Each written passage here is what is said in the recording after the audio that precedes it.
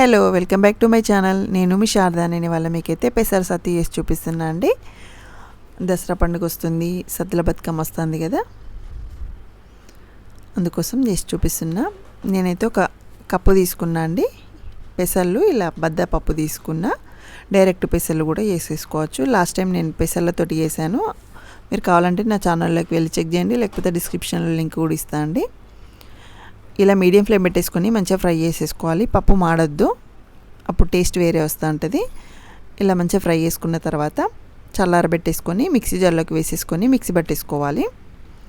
మీకు బరగ్గా అనిపిస్తుందంటే 1-2 సార్లు పట్టేసుకోండి, కావాలంటే జల్లించుకోవచ్చు కూడా. నేనైతే కొంచెం ఎక్కువసేపు మిక్సీ పట్టేసుకున్నా అండి. ఇలా మిక్సీ పట్టేసుకొని అది వేడి ఉంటుంది కాబట్టి ఆపుతూ పట్టేసుకోవాలి. కొంచెం చల్లారనివ్వాలి. చల్లారిన తర్వాత నేనైతే దీంట్లోకి ఈసారి బ్రౌన్ షుగర్ వాడుతున్నా అండి. నేను మొన్న డీమార్ట్కి వెళ్ళినప్పుడు తెచ్చుకునేది. ఈసారి బ్రౌన్ షుగర్ వాడతాను, తీసుకుంటున్నా.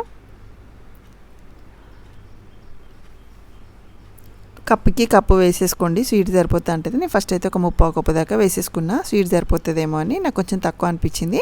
నేను మళ్ళీ ఒక 1/4 కప్పు దాకా కలుపుకున్నా. మీరు దీని ప్లేస్లో నార్మల్గా షుగర్ మిక్సీ పట్టేసుకొని షుగర్ పౌడర్ కలిపేసుకోవచ్చు. ఆల్రెడీ నా ఛానల్లో ఇప్పుడు పెసర గింజలతోటి కూడా సత్తి చేసిన అని చెప్పిన కదండి, అది ఉన్నది. నువ్వులతోటి చేసింది, పల్లితోటి చేసింది కూడా ఉన్నది, ప్రీవియస్ వీడియోస్. మీరు నా ఛానల్లోకి వెళ్ళి చెక్ చేసుకోవచ్చు, లేకపోతే నేను కింద లింక్ కూడా ఇస్తా, డిస్క్రిప్షన్లో లింక్ ఇస్తా. ఇలా అంతా కలిసేలాగా కలుపుకోవాలి. కొంచెం చల్లారిన తర్వాతనే కలుపుకోవాలి. నెయ్యి అయితే ఒక 3 టేబుల్ స్పూన్స్ దాకా వేసుకుంటున్నా అండి నేను, కొంచెం క్వాంటిటీయే కాబట్టి. నెయ్యి ఫ్లేవర్ ఎక్కువ ఇష్టపడే వాళ్ళు ఇంకొంచెం ఎక్కువ కూడా యాడ్ చేసుకోవచ్చు. అంతే అండి, సింపుల్గా 3. ఇందులో పెద్దగా ఎక్కువ కలుపుకోవాల్సినవి అయితే ఏముండవు. అంతా కలిసేలాగా మంచిగా కలుపుకొని కొంచెం కంప్లీట్గా చల్లారిన తర్వాత డబ్బాలోకి స్టోర్ చేసేసుకోవడమే. సింపుల్గా వేసేసుకోవచ్చు. మీరు కావాలంటే పప్పుతోటి కూడా ట్రై చేయొచ్చు.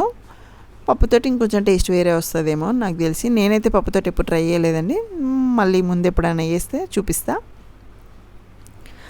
పెసల టేస్ట్ మంచిగా రావాలంటే ఇట్లా కొంచెం ఈ కలర్ రావాలంటే మటుకు పెసలతో అయితేనే బాగొస్తుంటుంది.